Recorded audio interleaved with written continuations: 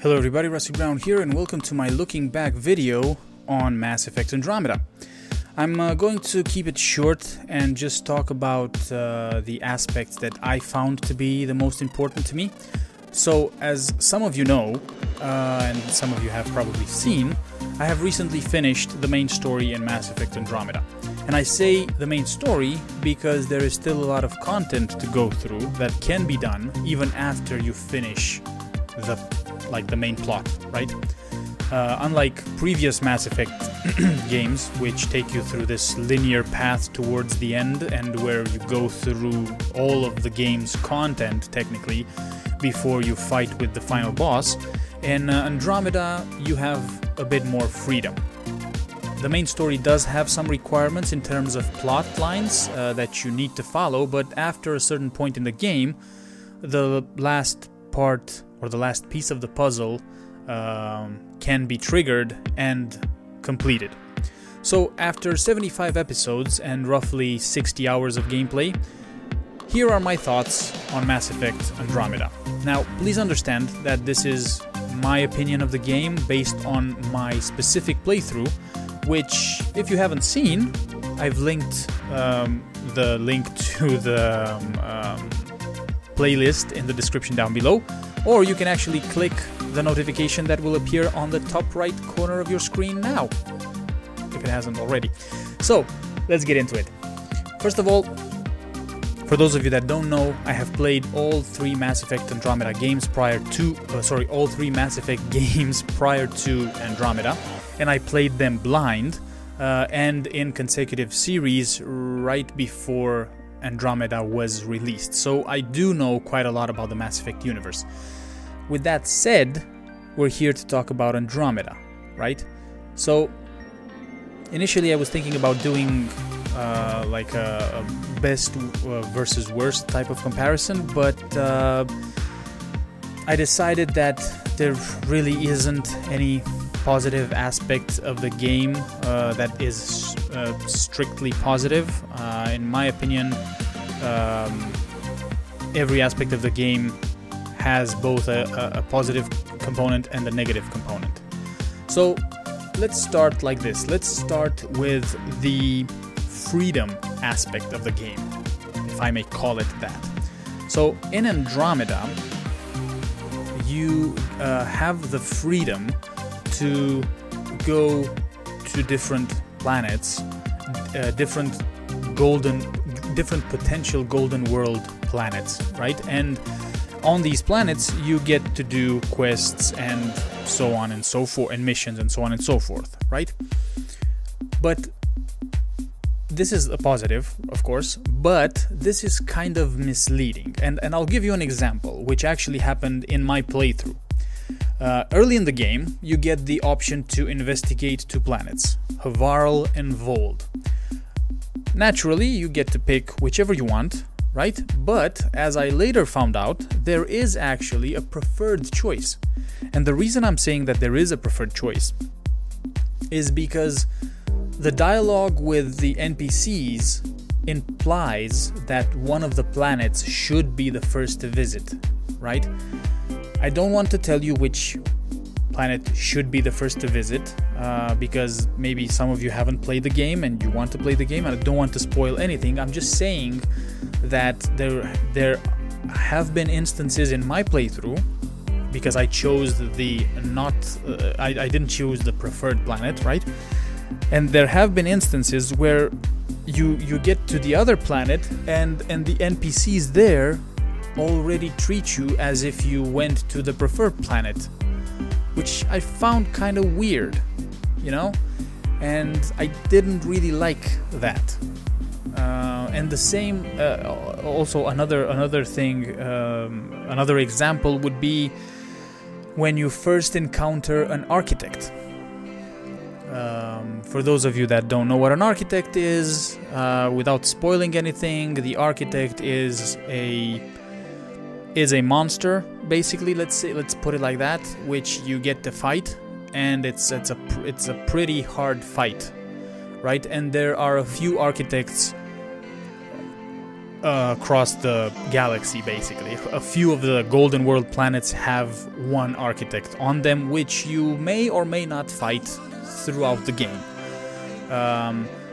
So in this case, you are supposed to see, by like the way the game presents the situation is that you are supposed to meet the first architect on the first world, right? But I didn't meet the first architect on the first world. I actually met my first architect on a different world, right? And what happened was when I met the architect on the first world, I had already killed an architect, so I knew about what it can do and so on and so forth. But when I met it on the first world, where I was supposed to meet it in the first place, there was a cutscene that played out, basically like introducing me to this monster, let's say, right, to this new enemy. And I didn't like that. I didn't like it because I had already fought one of these guys, and I had already beaten one of these guys, and all of a sudden my squad members and even my character were like, whoa, what is this? Even though we've already defeated an enemy, an architect. So yeah, this is something that I didn't like. Moving on to another aspect which for me was very important, the quest system. Mass Effect Andromeda has, I think you can split the quests into 3 categories. You have a main story quest line, you have a set of secondary quest lines, and you also have the third category, a whole bunch of let's call them tertiary quests, right? So yeah, third grade quests. The main quest, the main story quest line is pretty simple to follow. All the quests in the storyline are placed under the priority ops folder in your quest log. The secondary quests are placed in the allies and relationships, or that's the way I see them. And when I say secondary quests, for me secondary quests are like the loyalty missions, right? That's why I say they are in the allies and relationships folder on your quest log.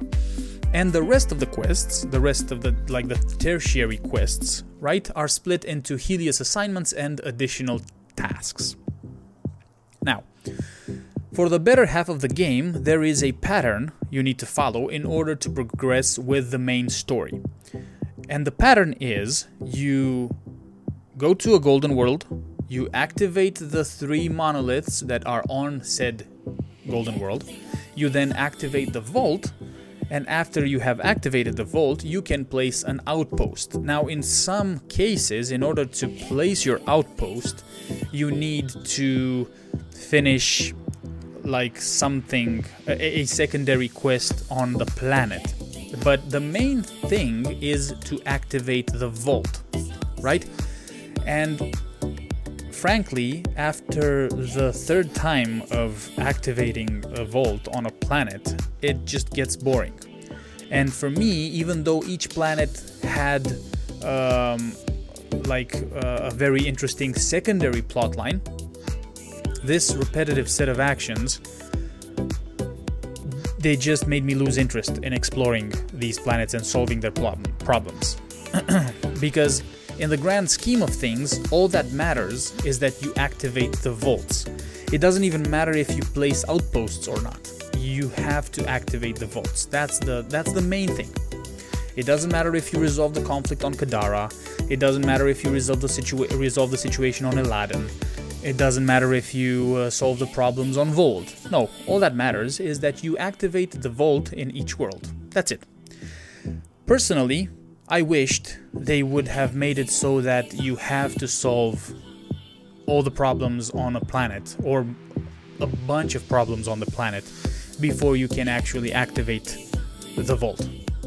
But I guess that would have that would have created a conflict, let's say, with the quote-unquote freedom aspect of the game. But my personal opinion is that, like, I would have preferred to have to resolve some situations or some conflicts or some quests on the planet, some secondary quests on the planet, before being able to activate the vaults, right? Because in some cases, you just go to the planet, you go directly to the monoliths, you activate the monoliths without, you don't have to have a quest to activate the, like, you know, story related quests. It just says go on Eos or go on Havarl or go on Vold and whatever, and just activate the vault. So you can just do that without interacting with anybody on the planet, you know, with any characters, right? Another point that I want to talk about, and this is going to be basically my final point, is related to the characters and the animations. And I think this is a topic that these two aspects need to go together in the same topic, and I'll explain why. Mass Effect Andromeda is a AAA game.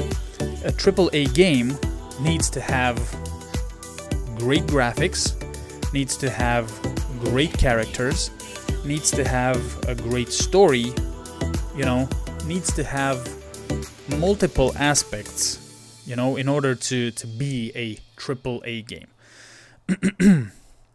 So you can have great characters without having great graphics, but that wouldn't make it a AAA game.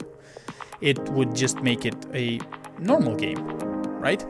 So in this case, Andromeda's characters, most of them, or the ones that are the most important to you as a player, are quite interesting. And the characters that I found the most interesting and that I consider the most important are your squad members.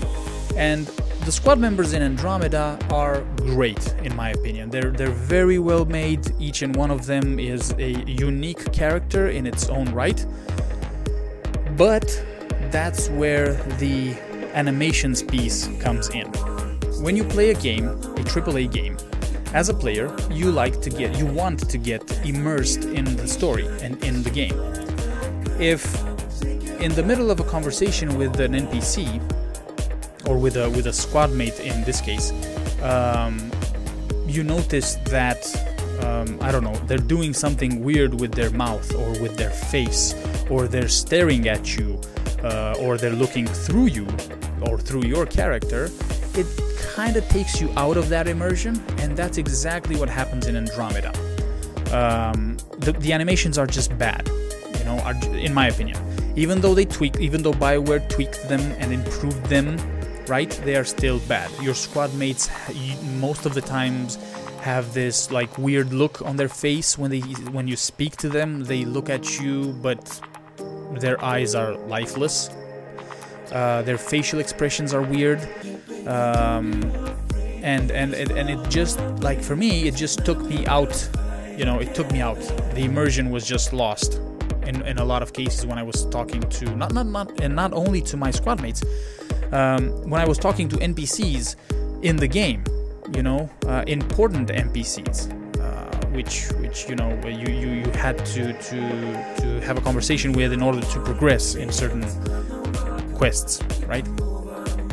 So, yeah, like I said, for a AAA game, the graphic element is really, really important for the immersion.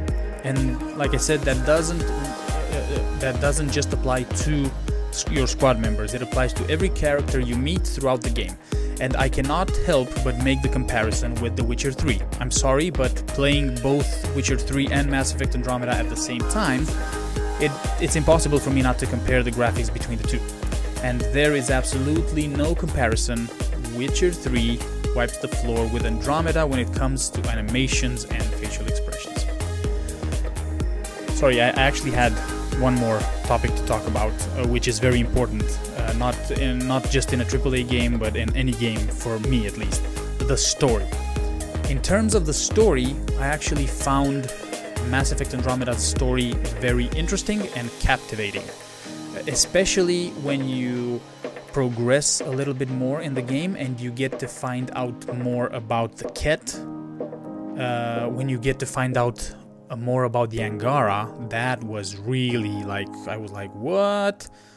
But that's of course later in towards the end of the game. And actually, I wanted to learn more about the Angara. I wanted to learn more about the Remnant. I wanted to learn more about the Scourge. But it just didn't happen. And in my opinion, this is because the intent was to continue and to develop the story in an upcoming sequel, right? But it's sad because as it stands, there doesn't seem that it doesn't look like there will be a sequel to Mass Effect Andromeda, because the game performed very poorly in terms of sales.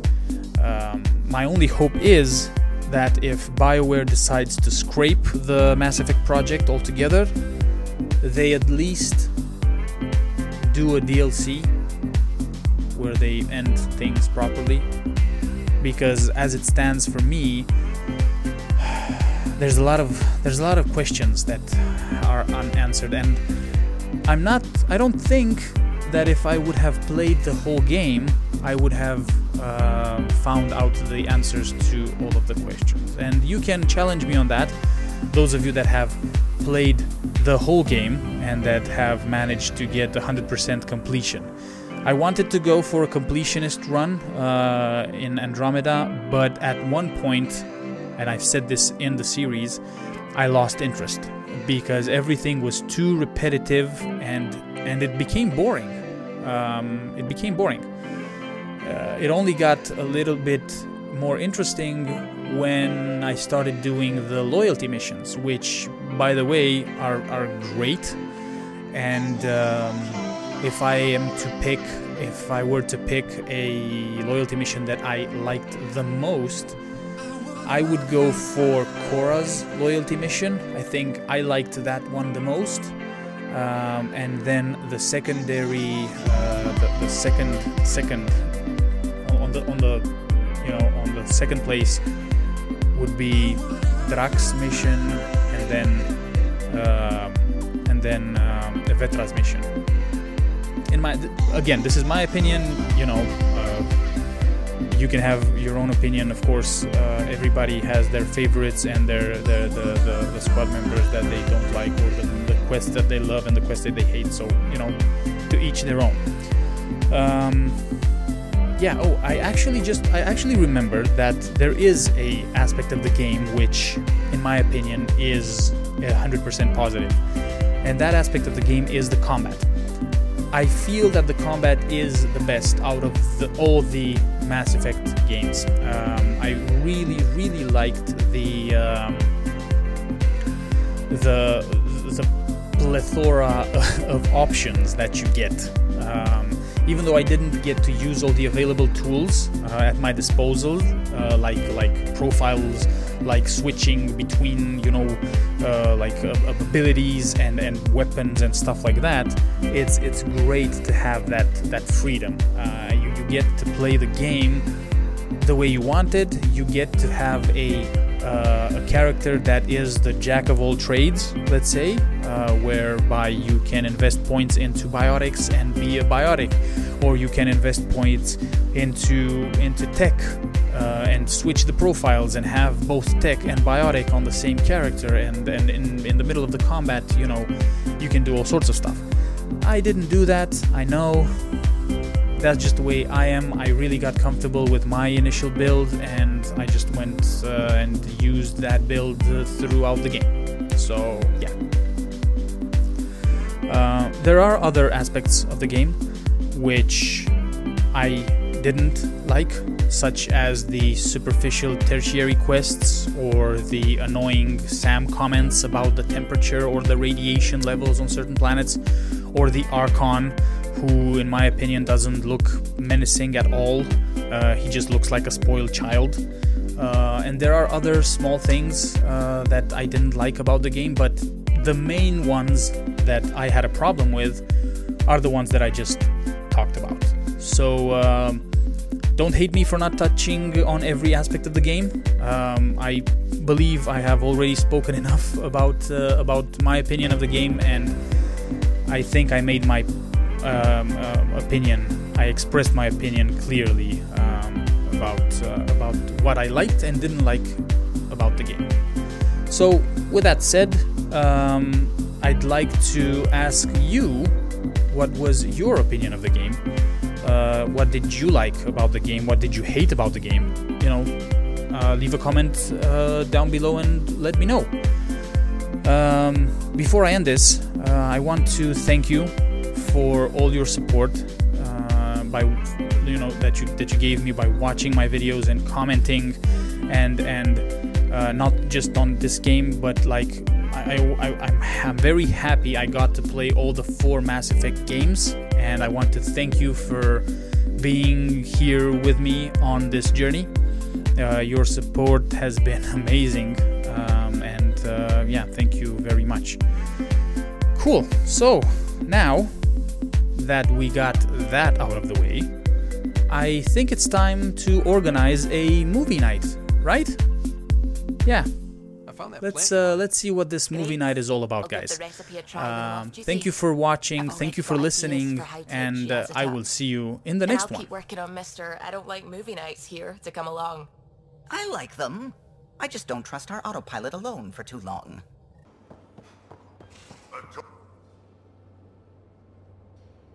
Suvi. Gotta love her, but those green snack things she's making for Liam's movie night? Let's just say they're probably better suited to throwing at the screen. You've got a better idea? Yeah, actually. Cora lent me an initiative access code so I could track down some contraband. Long story short, someone on Kadara Port has popcorn. And Graxon, which is like your popcorn, only better because I can eat it. Someone smuggled popcorn across galaxies? It's light and people would pay big credits for it. Why not? Fair enough. I could track some down the next time we're there. Thanks. It'll be nice to have a treat out here, you know?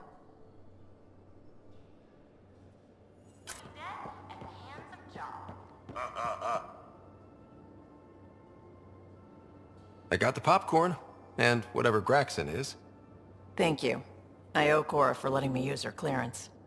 This'll be fun, like watching vids with Sid when she was little.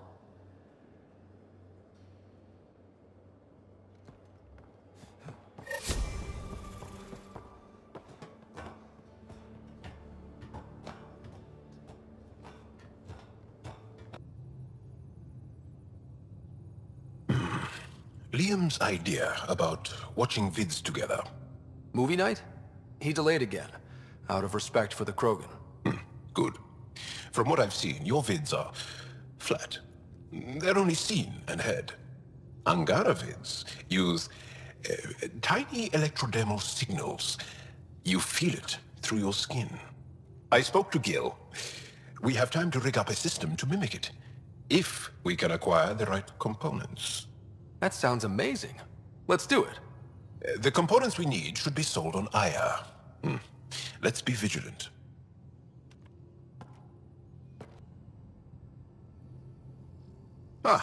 You acquired the components? Yes. I'm looking forward to seeing what you and Gil put together. He's very gifted. When we succeed, more of your people can experience our stories as they are meant to be enjoyed. Goda Tavitara, the Lulia Reborn trilogy. I'm weeping a bit already. I hear Liam's planning to show some vids. If our duties ever give us time. Explains why Drac and PB are distilling something unsavory. Screw up the measurements and bathtub hooch can leave you blind, or worse. We can do better. Better how? An Asari liquor called Acantha. They used to run these wonderful black and white ads. There might be a bottle on the Nexus. It wouldn't be too expensive, I'm sure. Let me know if you find it. I'll let you get back to it. I'll be here if you need me.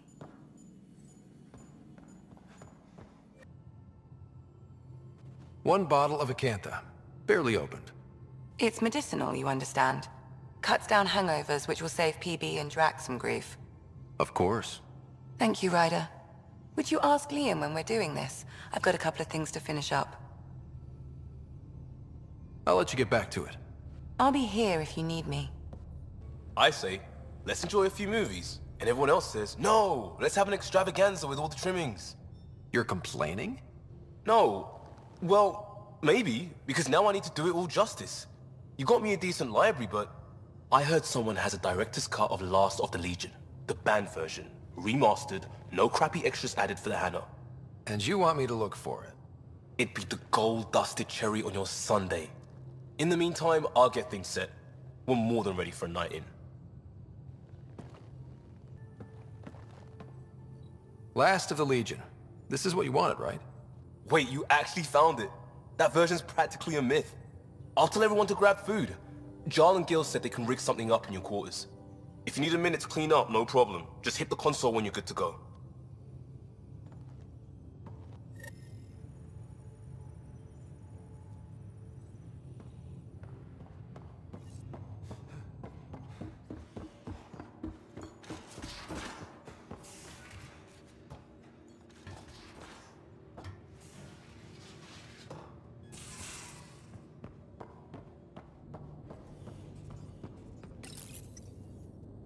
They need you, Jorax. I know you left the Legion. I never left the Legion. It left me. But I know my duty. Alright folks, we can sit through a training montage with what many critics describe as excessive Turian flexing. No such thing. There really is. Or we can fast forward to a ship crashing into an asteroid crashing into a moon. Fast forward to the crash. Nah, montage. Don't cut bits out. I'd go for the crash. Forwarding to the action scene, going once, going twice. Skip to the good stuff, Liam. Boo!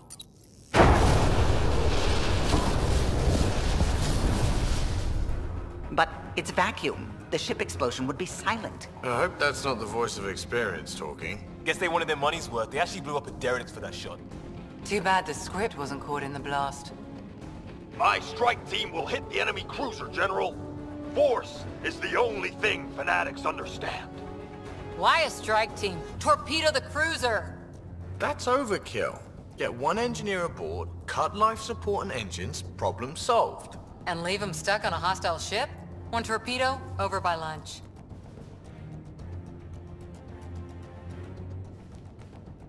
I think a charm offensive might be more rewarding. Yes. Classic irresistible hero. Pretend to be captured. Beat up armor, enticing scars, soulful eyes. Yeah. The old dinner and drinks to show off my villainy. They get cozy. And then strike! Or not. Why spoil the evening? Speaking of, time for another round. Anyone for a Varen's Jaw? Or a euphemistically delicious? Wait! Lesson!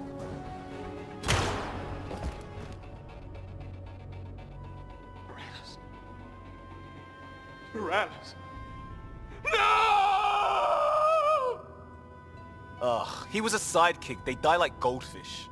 No acting like overacting. Even Ryder could do better. If I wanted to. This I have to see. Come on, show us. I'll be dead for you. Okay.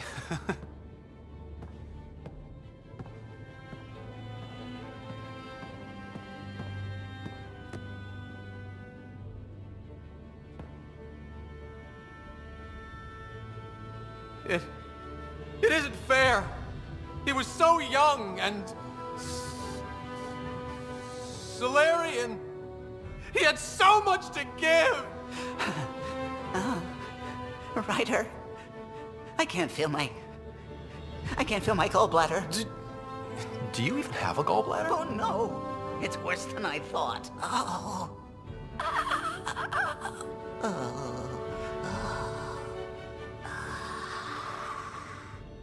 No. Damn you! Damn you all!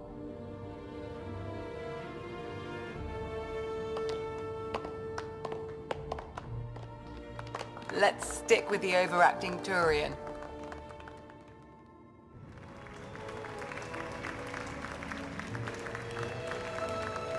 I swear to love you 1,000 times, 1,000 stars. Oh, Jorax. So many years lost. We were so foolish. Our hearts are one. No enemy fleet, no sea of stars can ever separate us again.